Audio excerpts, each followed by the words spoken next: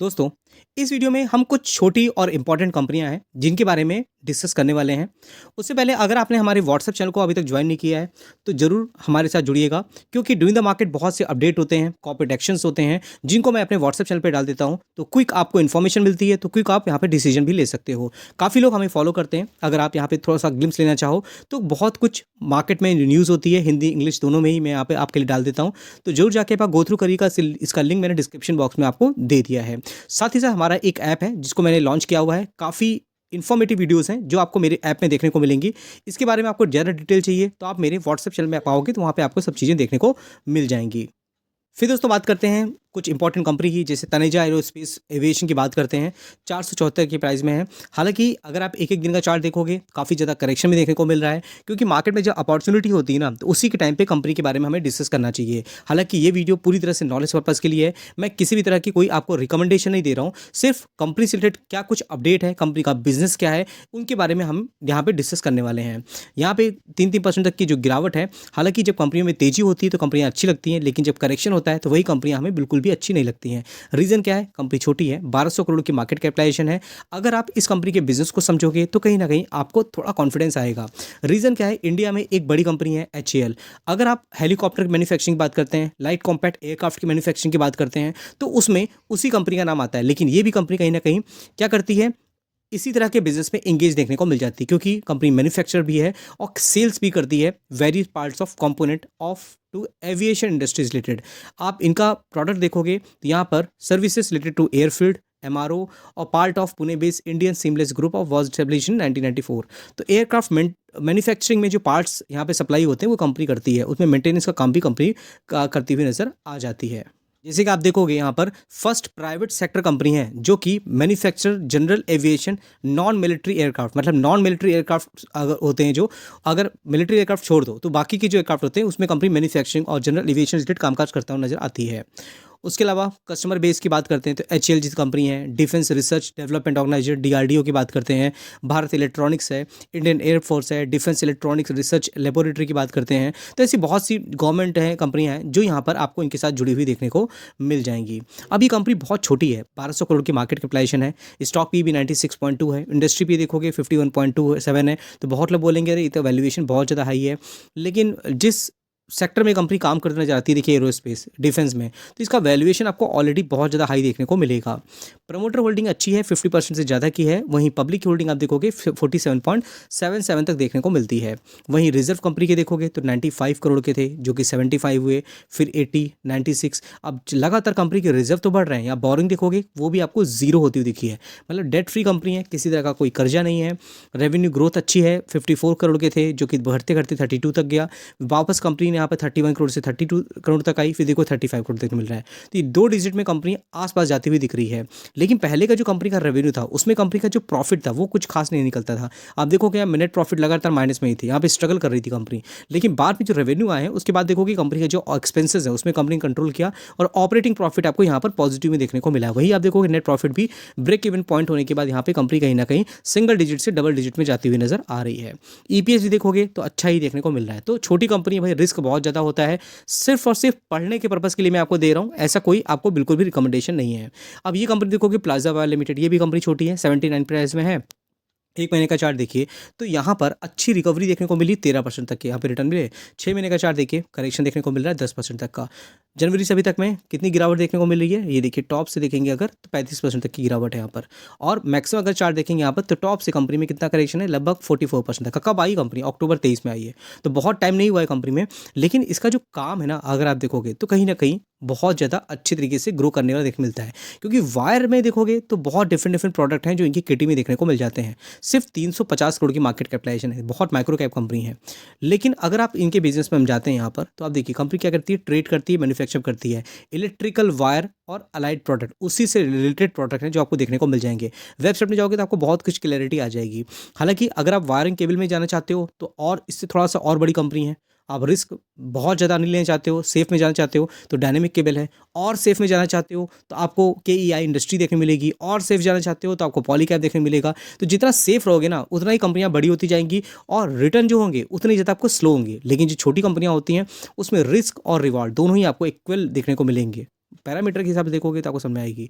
Market capitalisation 348 है, return on equity, return capital employ कुछ खास है नहीं, इंडस्ट्री भी देखोगे 42.2 है, अभी इसका पी देखोगे 176 है, वैल्यूएशन बहुत ज़्यादा हाई है। कंपनी अगर अच्छे प्रॉफिट शो करती है, ईपीएस अगर सही आता है, तो कहीं ना कहीं हमें इन सब चीज़ों को समझना होगा। ईपीएस देखोगे 1.95, 0.45 देखने मिल रहा है यहाँ पर। उसके साथ में यहाँ पर कंपनी के सेल्स है 177, 182, 199, 198 देखने को मिल रहा है। सेल्स कंपनी की अच्छी आ रही है, लेकिन कंपनी का क्या है, ऑपरेटिंग प्रॉफिट एक्सपेंसेस में कंपनी का कंट्रोल बिल्कुल भी देखने को नहीं मिल रहा है। प्रमोटर होल्डिंग 69.83 देखने को मिल रहा है, ये कहीं ना कहीं आपको सेटिस्फाई करेंगे, और पब्लिक होल्डिंग आपको 30.04 देखने को मिल जाएगी। तो ये सब चीज़ें थी जो हमें समझ में आनी चाहिए। फिर दोस्तों एक और कंपनी है मनोरमा इंडस्ट्री। एक टाइम पे देखोगे ये कंपनी लगातार भागती जा रही थी, और प्रोडक्ट देखोगे तो बहुत यूनिक है, 448% तक के रिटर्न है लास्ट 5 देखोगे, 22 से लेकर के अभी तक 2 ही साल हुए हैं। मैक्सिमम चार्ट देखोगे तो ये देखिए, एक टाइम पे इसमें बहुत ज़्यादा करेक्शन था, लगातार कंपनी में करेक्शन था, हमने इसको डिस्कस किया था, लेकिन बाद देखोगे रिकवरी हो रही है। 7,000 करोड़ की मार्केट कैपिटलाइजेशन इस कंपनी की हो गई है। अब इस कंपनी में काम क्या करती है कंपनी, तो देखिए कंपनी क्या करती है कि यहाँ पर मैन्युफैक्चर करती है स्पेशलिटी फैट और बटर होते हैं, और जो कि किससे बनाए जाते हैं, एक्जॉटिक सीड्स और नट्स से। अब इसका काम अगर आप देखोगे ना, तो कहाँ कहाँ यूज़ होता है, कॉस्मेटिक में, चॉकलेट्स में, वहाँ यूज़ होता है। तो बड़ी बड़ी कंपनियाँ जो हैं, और जो इसके प्रोडक्ट को लेकर के बहुत ज़्यादा अच्छी तरीके से यूज़ करती हैं, और डिमांड देखने मिलती है। आप पोजीशन की बात करोगे, यहाँ पर इनके क्लाइंट की बात करेंगे, तो कुछ कंपनियां भी हैं जो इनके साथ जुड़ी देखने को मिल जाएंगी, जिसमें लॉरियल जैसी कंपनी है, फेरेरो जैसी कंपनी है, मॉडलेज है, बॉडी शॉप है, यूनिग्रा है, ये सब कंपनियां देखने मिलेगी। तो इंडिया के साथ में बाहर की कंट्री में काफ़ी ज़्यादा इसकी डिमांड देखने को मिल जाती है।